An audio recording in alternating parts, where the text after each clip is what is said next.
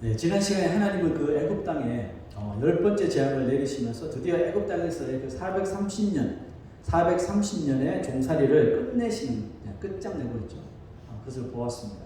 하나님은 이 10가지 재앙을 통해서 애굽에서 종살이 하던 신분, 정말 천대받고 또 정말 보잘것없게 여겨졌던 그 신분인 이스라엘 자손들이 애굽 사람들에게 이제 10가지 재앙이 점점 거듭되면서 인정을 받기 시작하고, 또 오히려 그 애굽 사람들이 이스라엘 사람들을 그런 신을 섬기고 있으니까, 그런 신이 보여주는 것을 보았으니까 부러워하고, 또 정말 이 자기들이 이스라엘 백성이었으면 하는 그런 마음을 갖도록 이스라엘 백성들의 신분을 430년 만에 이렇게 격상시켜 주셨어요. 하나님은 이스라엘 자손들이 이 역사적인 날을 그냥 눈으로 경험한 것으로 끝나지 않고 이것을 자손 대대로 어디를 가든지 그들이 기억하도록 하시기 위해서 한 가지 절기를 제정하셨죠. 그 절기가 바로 유월절입니다. 유월절은 뭐죠? 애굽의 모든 장자들이 이 죽음을 당할 때 하나님의 명령대로 어린 양을 잡고 그 피를 문설주에 바른 이스라엘 집의 장자는 모두 이 죽음의 재앙이 패스하고 생명을 얻었음을 기억하는 그런 절기가 바로 유월절이죠. 유월절을 통해 하나님은 이스라엘 백성들에게 이제 완전히 새롭게 시작하는 의미를 이렇게 부여하시는데요. 그날, 유월절을 시작하는 그날을 이제 한 해의 첫 달이 되도록 이렇게 리셋을 하셨죠. 리셋하시면서 그들의 지금까지 해왔던 시간 계산법을 바꾸어 주셨습니다. 더 이상 애굽의 바로왕의 이 소유물이 아닌 바로왕에 종속되어 그들이 정해놓은 시간과 계산대로 이리저리 끌려다니며 억압받는 그런 인생이 아니라, 이제는 전능하신 하나님의 그 전능하신 케어와 또 완벽하신 그 가이드를 받는 새로운 삶으로 완전히 탈바꿈하도록 하시기 위함이었는데요. 여러분의 삶에도 하나님의 시간으로 다 리셋이 되어 있습니까? 그러면 여러분의 삶에도 하나님의 시간이 지금 잘 작동을 하고 있습니까? 하나님의 시간에 자신의 삶을 맞추며 사는 사람들은 하나님이 주시는, 그들에게 주시는 하나님의 복이 뭘까요? 언제 어디서나 구별받는 은혜를 얻는다는 것입니다.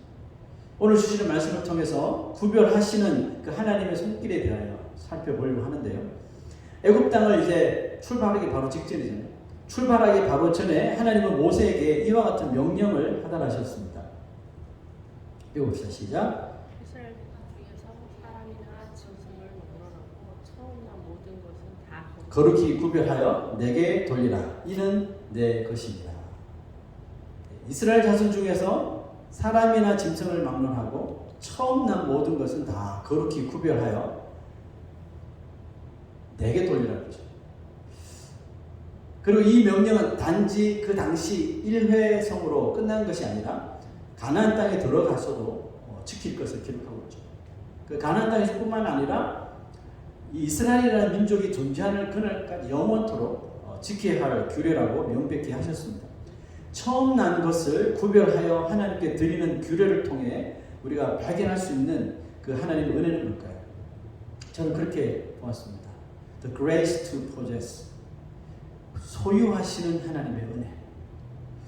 이스라엘의 그 장자의 생명을 지켜주셨기 때문에 처음 난 모든 것을 하나님께 드려야 한다, 이렇게 말씀하셨는데, 이것은 그저 give and take 그런 의미가 아닙니다. 이스라엘 백성들에게 장자는 우리 잘 알다시피 그냥 첫째 아들 정도의 그런 의미가 아니잖아요.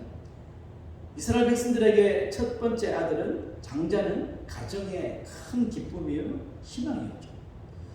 하나님은 이스라엘 백성들이 가장 아끼고 소중히 여기는 그 존재를 제일 먼저 하나님께 드림으로 인하여서 뭘 보시기 원하시는 거예요? 그들이 하나님을 정말로 사랑하고 있는가? 왜냐하면 자신에게 자기가 가장 귀하게 여기는 것을 드릴 수 있다는 것은 그만큼 그 상대를 존중하고 사랑한다는 증거가 되기 때문이죠. 자, 여기서 제가 밑줄 그은 이는 내 것입니다. belongs to me. 이는 내 것이라는 주제를 한번 잘 생각해야 합니다. 하나님이 그들의 처음 것을 향해서 내 것이라고 말씀하셨다고 했는데 과연 그러면 그것만 하나님의 것으로 여겨지는 걸까요? 그렇지 않죠. 모든 것이 다 하나님의 것입니다. 그런데도 하나님은 첫 번째 드린 것을, 첫 번째 것을 내 것이라고 하신 까닭은 바로 이 첫째가 가지는 그런 상징적인 의미 때문입니다. 가장 소중히 여기는 첫째가 뭐가 되는 거예요? 그 커뮤니티의, 그 가정의 대표가 되는 거죠. 대표가 되어서 하나님이 모든 가족을 하나님의 소유가 되도록 하신다는 그런 의미죠. 자, 그런데 여러분 이 원리는 축복뿐만 아니라 저주에도 이 원리가 그대로 적용이 된다는 사실입니다. 애굽 사람들이 어제 저번주 성경 보니까 모든 가정이 장자를 잃었다고 했잖아요. 애굽 사람들은 왜 장자를 잃었죠? 하나님을 믿지 않았습니까? 하나님의 명령을 그들이 거절했기 때문이죠. 자, 거기에도 첫째가 가지는 대표성이 발동을 한 거죠. 애굽의 장자들이 모두 죽음을 당하자 그 애굽 사람들이 이구동성으로 했던 말이 있어요. 그게 뭐였죠? 그렇죠? 시작. 애굽 사람들은 말하기를 우리가 다 죽은 자가 되었다. 어떻게 보면 장자 하나 죽음을 당한 것인데 애굽 사람들은 우리가 다 죽은 자가 되었다. 이게 그 첫째가 의미하는 그런 상징성 때문에 그렇습니다. 하나님은 가장 귀하고 또 소중한 처음 난 것을 아낌없이 바치는 자에게는 모든 것을 하나님 앞에 드린 것으로 하나님께서 인정해 주시는 것입니다. 여러분 이게 11조의 의미 아닙니까? 10분의 1만 드렸는데도 불구하고 하나님께서 그것을 다 드린 것으로 인정해 주는 거예요. 근데 여러분 반대로 처음 난 것을 아까워하고 하나님 앞에 바치지 못하거나 아니면 첫째도 아닌데 이것을 대충 속여서 드리는 자는 그들이 무엇을 드려도 하나님께서 받지 않으시겠죠. 그래서 우리가 레위기에 보면 흠 없는 재물을 하나님께서 기뻐 여기신다는 거죠. 그럼 이 말은 뭡니까? 하나님께서 받지 않는다는 것은 하나님의 축복에서 완전히 exception, 제외시킨다는 그런 뜻인 거죠. 이 문제를 우리가 가볍게 여겨서는 절대로 안 되는 이유가 있습니다. 그 하나님께서 하나님의 구별하시는 은혜를 받아서 하나님의 소유가 된 사람들을 과연 어떻게 부르시는지 그걸 한번 볼게요. 히브리서 12장 23절. 하늘에 기록된 장자들의 모임과 교회 이렇게 기록하고 있습니다. 장자들의 모임. 하나님의 소유된 백성들은 모두가 하나님의 장자가 된다는 말씀이죠. 그 장자를 첫 번째 걸 드려서는 이것만 장자가 되는 것이 아니라 아까 말씀드렸다시피 하나님의 소유된 백성들은 모두가 하나님의 장자가 된다는 뜻이에요. 이게 왜 중요할까요? 여러분 우리 창세기를 읽으면서 알게 된 것이 있었죠. 가정의 모든 권한, 혜택, 유산 이 모든 좋은 것은 결국 누가 차지했습니까? 첫째 아들. 결국은 장자의 차지라는 것이죠. 그래서 야곱이 쌍둥이 태어나는 게 너무 억울해서 그걸 얻고 싶었던 거죠. 뭐 진짜 몇 주 차이 안 나게 태어났는데 모든 것을 형 에서가 가지게 되어 있으니까 시스템이 그걸 자기가 뺏고 싶었던 거죠. 이 정도로 이 장자에게 다 몰아주는 것이 이 구약의 원리였죠. 하나님 나라에서 장자로 여겨지는 그리스도인들이 뭘 받는다는 거예요? 이 엄청난 하나님께서 주시는 혜택과 또 축복들을 다 받는다는 뜻이거든요. 왜 이와 같은 놀라운 일이 우리에게 일어나는 줄 아세요? 바로 하나님께서 장자이신 예수 그리스도를 유월절 어린 양처럼 우리의 속죄 제물로 주셨기 때문입니다. 그러므로 누구든지 예수 그리스도의 그 피로 거듭난 사람은 모두 하나님 나라의 장자들의 모임에 속하게 된다 해서 이 장자들의 받는 그 모든 은혜를 받게 되는 것입니다. 놓칠 수도 없고 빼앗길 수 없겠죠. 그리스도께서 유월절 어린 양처럼 자신의 생명을 주셔서 우리의 생명을 살리셨을 뿐만 아니라 우리에게 영생을 주셨다면 우리가 그리스도를 믿는다면 우리 입장에서는 이제 나의 생명도 하나님께 드리지 못할 이유가 전혀 없는 것이겠죠. 나의 생명을 드린다는 의미가 뭐예요? 내 생명은 내 인생에 가장 귀한 건 아니에요. 그래, 나의 귀한 것을 드렸다는 것은 내가 가진 모든 것이 하나님의 소유임을 하나님 앞에 인정한다는 뜻인 거죠. 자, 하나님이 우리를 소유하신다는 말이 여러분에게 정말 은혜로 다가오나요? 원래 여러분 소유를 당한다는 그 말은 구속당하고 제압당하고 뭐 이런 뉘앙스가 강했잖아요. 이스라엘 백성들이 애굽에서 430년 동안 바로의 소유되어가지고 소유물이 되어서 얼마나 고생했습니까? 이런 의미단 말이죠. 그래서 이런 뉘앙스가 강해서 사람들이 뭐 소유를 당했다 뭐 이런 의미를 별로 좋아하지 않습니다. 북한 땅을 목숨을 걸고 탈출하는 탈북자들, 왜 그들이 탈출합니까? 이유가 뭐죠? 김정은이라고 하는 그 딕테이터가 소유하는 그 땅에서는 절대로 인간답게 살아갈 수 있는 희망이 보이지 않으니까 목숨을 걸고 그 김정은의 소유에서 자유를 찾아서 나오는 거 아닙니까? 뭐 러시아도 마찬가지죠. 러시아에 사는 젊은 남자들이 자신의 땅을 버리고 주위 다른 국가로 도망가고 망명하는데 그 이유가 뭡니까? 마찬가지죠. 푸틴이 소유하는 그 군대에 징집되어 원하지도 않는 전쟁에서 자신의 생명을 잃는 것이 가치 없는 일이라 이것은 내가 내 국적을 포기하더라도 이것은 내가 지켜야 되겠다. 그것이 너무나도 가치 없는 그 일이라고 판단했기 때문에 목숨을 걸고 자기의 고향을 떠나는 겁니다. 여러분 신약 성경에 사복음서에 자주 등장하는 이 사람 있죠. 귀신 들린 자. 귀신 들린 자가 영어로 뭡니까? demon possessed죠. 그러니까 마귀의 소유가 된 사람. 그 삶이 얼마나 비참하고 또 무시당하고 또 피폐해지는지 우리가 아마 귀신 들린 자가 나오는 구절마다 우리가 발견할 수 있을 겁니다. 그러나 그 귀신 들린 자가 demon possessed 된 그 귀신 들린 자가 예수님을 만납니다. 예수님을 만나자 자신을 소유하던 그 디몬 마귀가 떠나가 버리겠죠. 그리고 귀신이 떠난 그 자리에 예수 그리스도를 자신의 삶의 새 주인으로 모시게 되자 그 귀신 들렸던 자가 완전히 새로운 삶을 사는 것을 우리가 볼 수 있었습니다. 뭐 좋은 예로 7 귀신 들렸던 뭐 하나의 귀신도 힘든데 7 귀신이 들렸던 막달라 마리아 이야기했습니다. 그가 예수님을 만나고 자신을 소유한 그 귀신에게서부터 자유함을 누리게 되죠. 그러자 예수님을 따르는 제자가 됩니다. 그리고 다른 11제자가 예수님께서 고난당할 때 다 도망갔지만 끝까지 예수님의 십자가 아래까지 그 자리를 지켰던 사람이죠. 예수님이 숨을 거두시는 그날 그 순간까지 함께 동행한 사람입니다. 생명 바친 거죠. 예수님께. 그리고 부활 후에 처음으로 예수님을 만난 사람이 바로 막달라 마리아가 되었고 더불어서 이 예수님의 부활의 소식을 제일 먼저 입으로 증거했던 사람이 바로 막달라 마리아였습니다. 그에게 새 주인이 되었던 예수 그리스도의 존재가 얼마나 가치 있는 것이었으면 이렇게까지 했을까요? 이와 같이 누가 혹은 무엇이 우리를 소유하고 있느냐 하는 문제는 우리의 삶에 정말 지대한 영향을 미치게 된다는 사실이죠. 과연 여러분의 삶을 누가 또 그리고 무엇이 소유하고 있는지 우리가 늘 점검하고 생각해야 할 이유인 거죠. 저는 오늘 여러분에게 우리가 왜 하나님의 소유이고 왜 하나님의 소유가 되어야 하는지를 이제 알려드리려고 하는데요. 출애굽기 19장에 이런 말씀이 있습니다. 내가 애굽 사람에게 어떻게 행하였음과 내가 어떻게 독수리 날개로 너희를 업어 내게로 인도하였음을 너희가 보았느니라. 세계가 다 내게 속하였나니 너희가 내 말을 잘 듣고 내 언약을 지키면 너희는 모든 민족 중에서 내 소유가 되겠고 너희가 내게 대하여 제사장 나라가 되며 너희가 내게 대하여 거룩한 백성이 되리라. 아멘.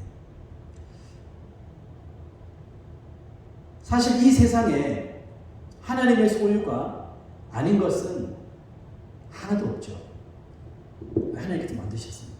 온 땅과 모든 우주 만물이 하나님의 그래서 주권 아래 있다는 것을 성경은 말합니다. 그리고 우리는 그 성경을 1.1획도 틀림없이 믿습니다.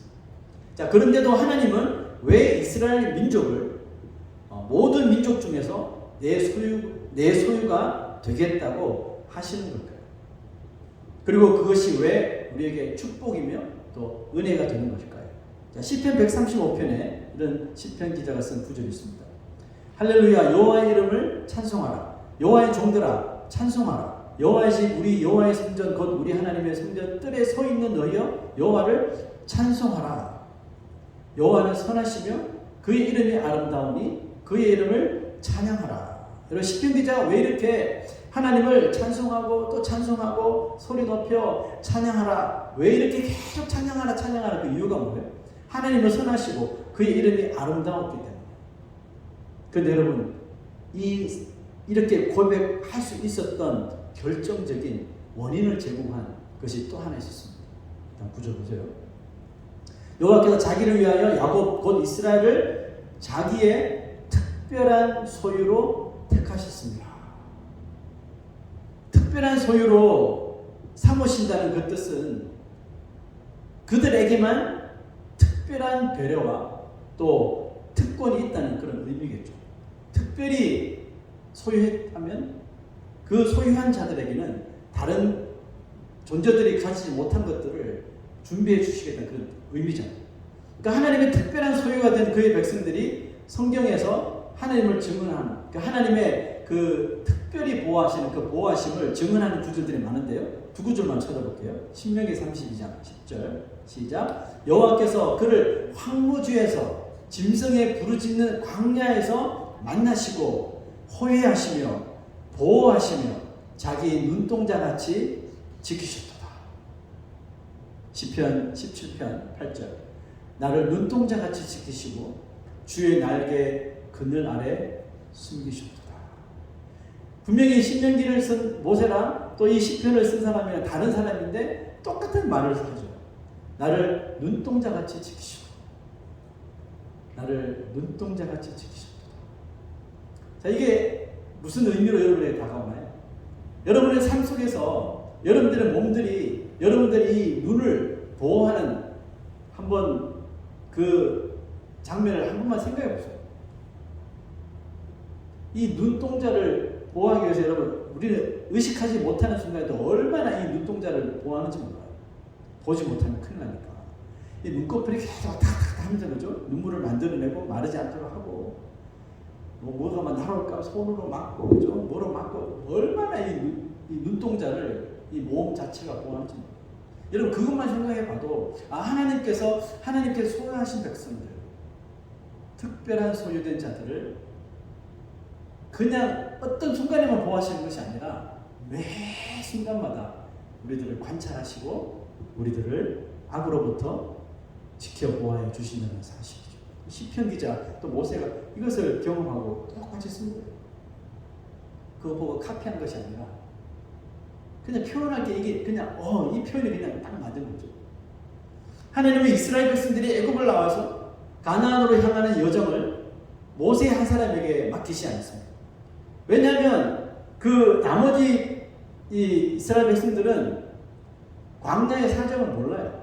애굽 땅에서 440년을 노예로 살았으니 뭐 여행을 했겠습니까? 어디 나가기를 했습니까? 아무도 몰라요. 그 모세 한 사람만 미디안 광야에서 40년을 살았으니까 안단 말이에요. 그런데 하나님은 이 일을 모세 한 사람에게 맡기지 않으셨어요. 하나님이 애굽에서 그들을 데리고 나왔으니까 직접 그들을 인도하시겠다고 말씀하신 거죠. 하나님께서 직접 그들 속에 개입하셔서 그들의 길을 인도하여 주시겠다고 말씀하셨어요. 자, 봅시다. 자, 이 말씀이 이제 첫 번째로 애굽에서 나와서 행진하게 되는 이스라엘 백성들의 모습입니다.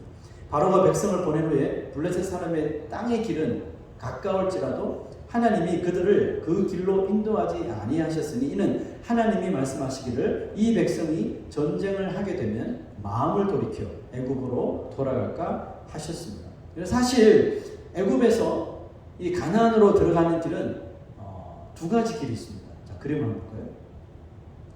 자, 지금 이스라엘 백성들이 있는 곳이 고센이라는 땅이죠. 애굽 땅 변두리에 있는. 이제 어디로 가야 됩니까? 가나안을 가야 되잖아요. 이곳으로 가는 길이 두 갈래의 길이 있는데 하나는 아주 숏컷이 있습니다. 고센에서 가나안으로 직진하는 거죠. 학자들을 따르면 고센 땅에서 가나안 땅으로 걸어가면 일주일 정도 하면 갈 수 있대요. 쉬지 않고 가면. 자, 그러면 또 다른 길은 뭐냐 하면 이런 길이 있습니다. 구약 이 성경에 이제 출애굽기에 나오는 그 길 방향으로 쭉 돌아서 가는 길이죠. 시내산을 거쳐서 율법을 받고 가는 길. 이 길은 한 달 정도 소요가 된다고 합니다. 하나님이 어떤 코스로 인도하셨죠? 두 번째, 롱 디스턴스로 가나안으로 가도록 인도하셨습니다. 그 이유가 뭐라고 했죠? 블레셋과의 전쟁을 피하기 위해서. 블레셋이 어디 있을까요? 고센 땅에서 가나안 땅으로 직진하는 그 길에 블레셋 족속들이 살고 있습니다. 그들과 전쟁하면 분명히 약한 이스라엘 백성들이 다 도망치듯이 애굽으로 돌아가고, 왜? 다른 곳으로 갈 생각 안 하고 분명히 아는 애굽으로 돌아갈 것이라는 거죠. 그러니까 아직은 준비되어 있지 않고 너무너무 숫자는 많지만 연약한 이스라엘을 위한 하나님의 세심한 배려였다는 것이죠. 여러분, 우리의 삶이 광야의 길과 같다고 자꾸 우리가 생각하는 것은 예상치 못한 일들을 우리가 자주 만나기 때문이겠죠.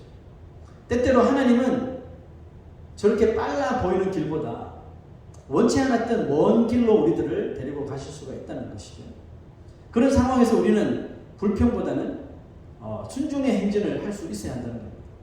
왜냐하면 우리는 빠른 길을, 무엇인지 빨리빨리 응답받고 빨리빨리 진행되고 뭐 이런 내 계획대로만 진행되는 빠른 길을 원할지 모르지만, 하나님은 어때요? 하나님은 우리에게 가장 올바른 길을 주시기 때문에 그렇습니다. 그 길이 만약에 우리가 생각하던 그런 숏컷이라면 그 길을 인도할 것이고, 때로는 우리는 이것이 숏컷이 맞다고 생각하는데 하나님 보시기에 올바르지 않다. 거기는 블레셋이 있어. 너희들 큰일 날 거야. 하면 멀리 우리를 돌리시는 것이죠. 그럼 우리가 불평하지 말고 하나님 앞에 순종해야 하는 이유는 하나님이 올바른 길을 아시기 때문입니다. 때때로 우리는 대책이 없는 상황을 만나 당황하기도 하지만, 하나님은 우리가 힘들고 먼 광야의 길을 가더라도 항상 여러 가지 상황에 대한 하나님이 가지고 계신 그런 묘책을 가지고 계신다는 사실입니다. 그 광야 길로 행진을 시작한 이스라엘 백성들에게 하나님은 그들의 안전을 위하여 아주 기가 막힌 두 가지 시스템을 만드셨죠.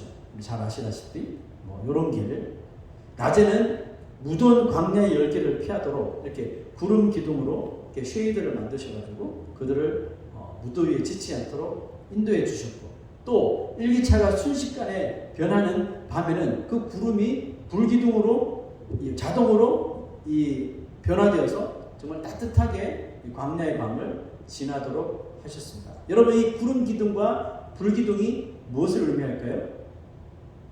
하나님의 인도하심을 의미하는 것입니다. 그러니까 그들을 시원하게 따뜻하게 해주는 것이 아니라, 구름 기둥과 불기둥이 지금 어디에 있나요? 그들 앞에 있죠. 그 앞에서 이 광야의 길을 내비게이션처럼 인도해 주실 뿐만 아니라 추위에 더위에 몸이 상하지 않도록 보호해 주시는 은혜까지 허락해 주셨다는 사실입니다.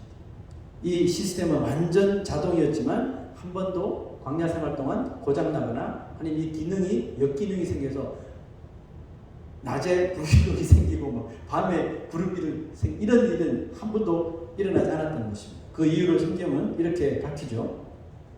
모세가 이렇게 기록합니다. 시작. 여호와께서 그들 앞에서 가시며 낮에는 구름기둥 그들의 길을 인도하시고 밤에는 불기둥을 그들에게 비추사 낮이나 밤이나 진행하게 하시니. 아멘. 구름기둥, 불기둥을 만드신 그 제작자가 같이 그들과 동행하는데 문제가 생길 수가 있을까요? 혹시 생기더라도 금방 픽스하시겠죠.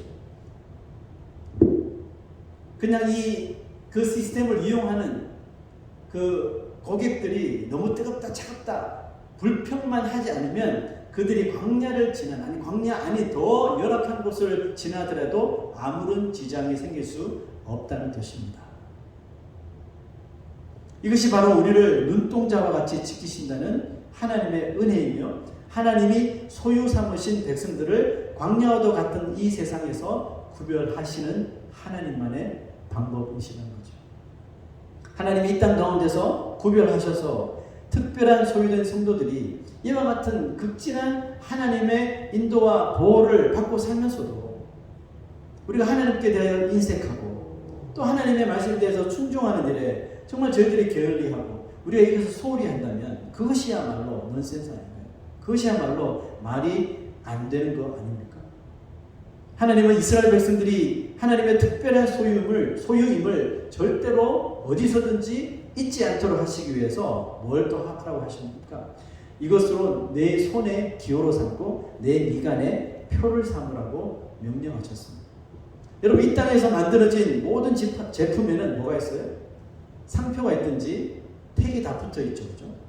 그리고 거기에는 그 제품이 어디서 만들어졌는지 아니면 누구에 의해서 만들어졌는지를 정확하게 표시를 하고 있습니다. 그것이 명품이면 명품일수록 더 자세히 정확하게 그 제작자에 대해서 기록을 해놓고 있습니다.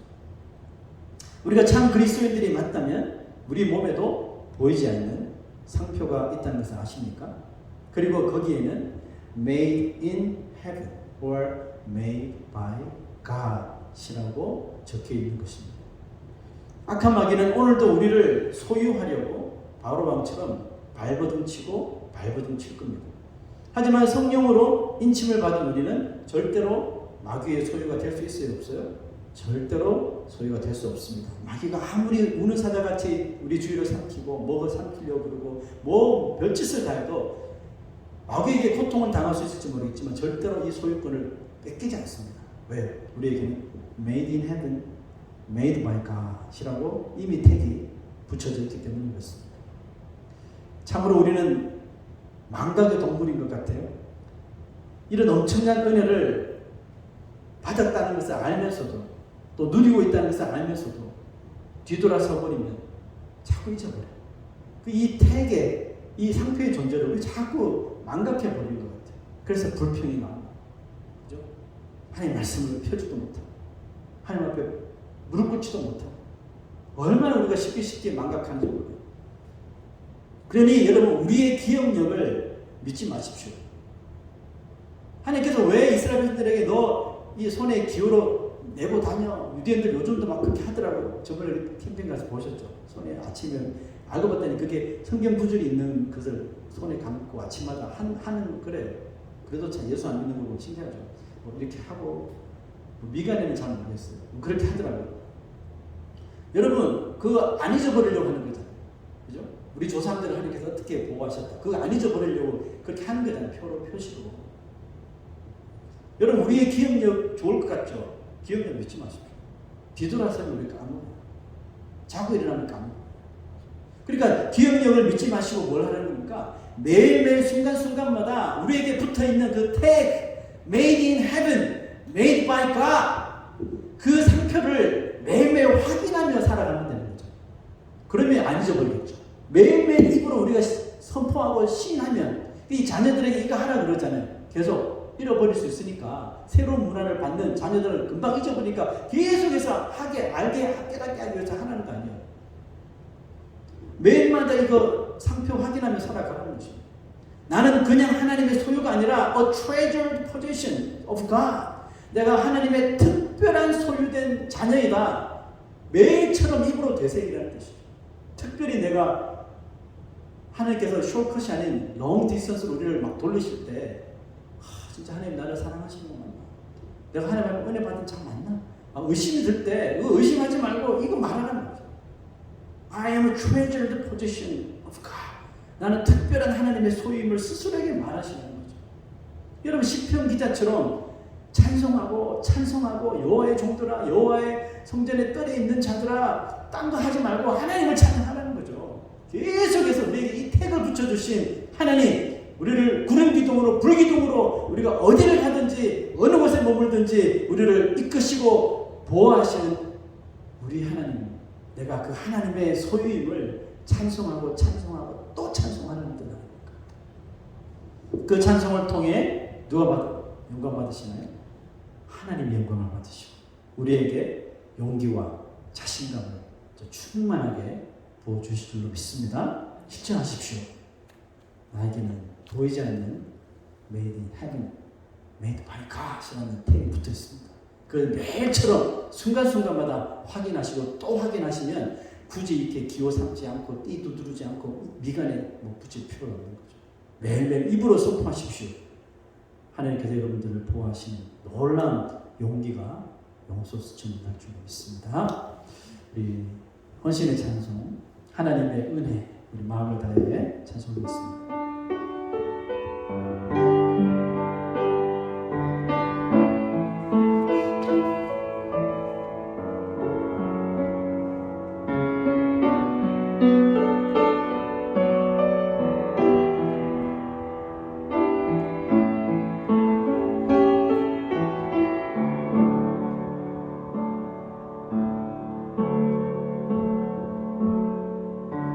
지으시니라 하나님,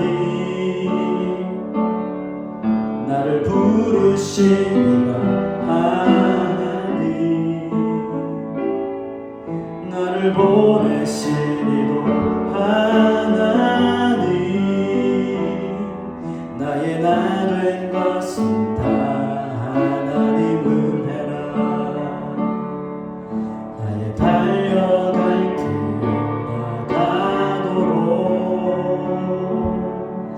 나의 마지막을 다하도록 나로 그 십자가 품게 하시니 나의 나 된 것은 다 하나님 은혜라. 한량없는 은혜 갚을 길 없는 은혜 내 삶을 외워 사는 하나님의 은혜 나 주저함 없이 그 땅을 밟은 나를 붙드시는 하나님의 은혜. 다시 한번 나를 지으시니라 하나님, 나를 부르시니라 하나님, 나를 보내시니도 하나님, 나의 나 된 것은 다 하나님 은혜라. 나의 달려갈 길 나가도록 나의 마지막 호흡 다하도록 나로 그 십자가 품게 하시니